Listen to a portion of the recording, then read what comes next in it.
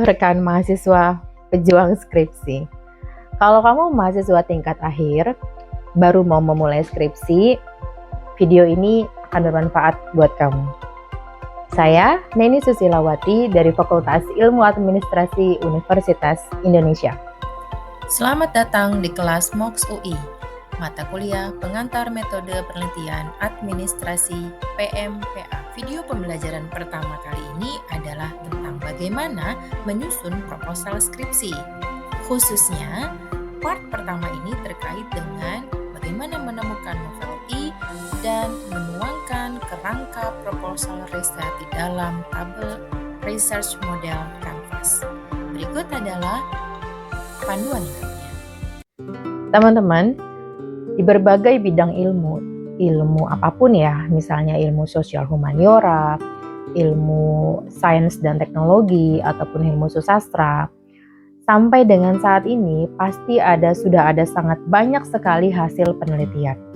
Nah, ketika kita mau memulai suatu penelitian, atau dalam hal ini mungkin skripsi gitu ya buat mahasiswa S1, pertanyaannya adalah yang suka diberikan oleh calon dosen pembimbing, perbedaan riset kamu dengan riset yang sebelumnya atau riset lain itu apa?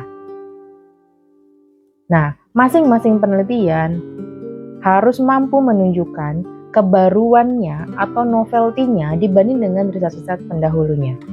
Dalam bukunya, Margaret Lamb tahun 2005 mengatakan bahwa sebuah penelitian yang baik idealnya memiliki 3 unsur. Yang pertama, novelty atau kebaruan. Yang kedua, rigor atau kontribusinya terhadap pengembangan teori. Yang ketiga adalah relevance atau keterkaitannya dengan existing teori serta permasalahan yang berkembang dalam bidang ilmu terkait. Oke, kita akan bahas unsur yang pertama, yaitu novelty.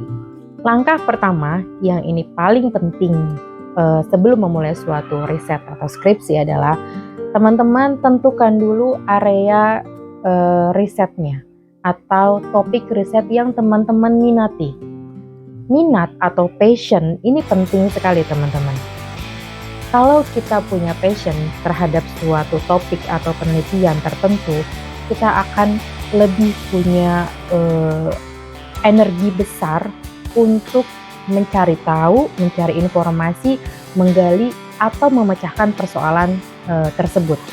Kalau dalam hal skripsi, ada kalanya teman-teman menemukan sendiri topik yang menarik yang akan dijadikan objek riset. Ada kalanya juga teman-teman diarahkan oleh dosen pembimbing atau calon dosen pembimbing untuk mengkaji topik riset tertentu. Nah, dalam hal teman-teman diarahkan oleh calon dosen pembimbing atau dosen pembimbingnya, maka harus dapat dipastikan sebelum kamu memulai riset bahwa kamu memahami benar isu atau permasalahan dalam topik tersebut itu apa. Dan apakah memang objek tersebut itu layak untuk dijadikan suatu objek penelitian. Yang kedua, baca 10-15 jurnal, kalau bisa yang paling update ya 5-10 tahun terakhir terkait dengan area riset kamu tersebut atau topiknya langsung secara spesifik. Hal ini penting teman-teman. Periksa dengan seksama resume dari artikel jurnal tersebut untuk memperoleh pemahaman komprehensif terkait literatur landscape dari topik tersebut. Literatur landscape adalah gambaran umum atau peta yang menyajikan pandangan menyeluruh tentang penelitian, kajian, dan publikasi yang ada dalam bidang tertentu. Cari jurnalnya bisa banyak cara, bisa dengan Publish or Perish, Mendeley, Scopus, Cinta, Connected Papers, atau lainnya. Dari jurnal-jurnal tersebut, kamu fokus sama area future research atau area riset lanjutan yang dikemukakan oleh jurnal tersebut biasanya di bagian akhir. Jurnal yang bagus biasanya selalu ada nih bahasan tentang future research ini. Yang keempat, untuk mempermudah kamu nanti diskusi dengan calon pembimbing atau dosen pembimbing kamu buat semacam tabel atau matriks yang menyajikan aktivitas kamu dari langkah 1 sampai langkah 3 yang tadi. Nah, untuk lebih mudah kamu bisa pakai format tabel seperti ini. Nah, Setelah selesai studi literatur tersebut, kita akan bisa menentukan derajat kebaruan atau novelty dari riset kita. Bagaimana caranya? Kita harus cek indikator-indikator berikut ini. Derajat novelty itu ada 3. Yang pertama, low novelty, yang kedua middle novelty, yang ketiga high novelty. Low novelty ini berarti dia ada kebaruan data. Nah, biasanya itu karena objek risetnya berbeda, waktu risetnya berbeda, dan industri objek riset juga berbeda. Untuk middle novelty, pendekatan risetnya berbeda, populasi riset berbeda, sampel riset berbeda, teknik pengambilan sampel berbeda, metode riset berbeda. Maka disebut dengan adanya kebaruan metode. Untuk yang high novelty, ini ada kebaruan analisis karena dia memakai teori yang berbeda, fokus riset yang berbeda, model analisis berbeda, dan juga variabel riset yang berbeda. Selain itu, pada proposal riset nanti, teman-teman juga harus menunjukkan adanya kebaruan output seperti bukti empiris, pengetahuan, proposisi, strategi, teknologi, metode, media, kurikulum, atau lainnya. Nah, setelah teman-teman selesai melakukan studi literatur dan juga menentukan derajat novelty atau kebaruan, untuk lebih memperjelas calon pembimbing memahami kerangka berpikir atau alur proposal riset teman-teman coba tuangkan pemikirannya ke dalam yang namanya RMC atau Research Model Canvas.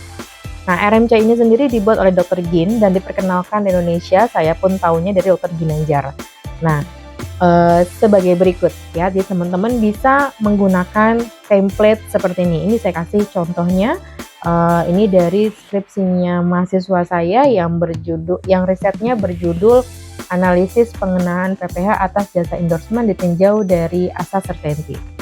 Nah, pengalaman saya teman-teman dengan menggunakan RMC ini luar biasa. Jadi beberapa kali saya pengalaman dengan mahasiswa yang pada awalnya menghubungi saya, jadi dia disampaikan oleh departemen bahwa calon pembimbingnya adalah saya tidak langsung approve ya, tapi saya harus diskusi dulu, kamu mau riset apa, research questionnya bagaimana, ada isu apa atau persoalan apa gitu, ada gap, faktual gapnya atau teoritis gapnya bagaimana. Nah, ada kalanya mahasiswa itu tidak bisa mengutarakan dengan baik sehingga meyakinkan calon dosen pembimbing untuk menyetujui bahwa ini adalah riset topik yang bagus. Nah, namun ketika saya bikin sebuah file, di dalamnya ada RMC juga. Nah, coba kamu isi ini. Nah, dia isi itu sekitar 1 hari dia isi, besokannya kemudian dia berikan kepada saya. Dari situ setelah saya baca RMC-nya, yang awalnya saya sulit memahami maksudnya dia, setelah dia melakukan urutan-urutan yang tadi saya tetapkan, dia jadi mampu mendeliver atau menyampaikan kepada saya maksud risetnya itu seperti apa, sehingga saya langsung setuju. Oke, saya setuju dengan seperti ini. Mungkin kemudian saya hanya tinggal menyempurnakan saja. Kalau seperti ini, pertanyaan penelitiannya seperti ini saja, judulnya menjadi seperti ini, karena variabelnya harus lebih spesifik menjadi seperti ini. Nah, sehingga RMC ini memang pada faktanya sangat membantu teman-teman yang baru mau mulai menyusun proposal skripsi. Jadi, simpulannya kalau teman-teman baru mau memulai skripsi atau mengajukan proposal skripsi supaya cepat nih di-approve sama calon dosen pembimbingnya, pertama, tadi apa? Lakukan studi literatur, fokus pada future research-nya. Yang kedua, temukan atau tentukan derajat novelty-nya. Yang ketiga, tuangkan ke dalam research model canvas. Ya, kemudian langsung berikan ke calon dosen pembimbing, begitu disetujui, langsung dikerjakan deh bab 1, 2, 3, dan seterusnya. Oke? Demikian bahasan mengenai proposal skripsi part pertama. Sampai jumpa di video berikutnya.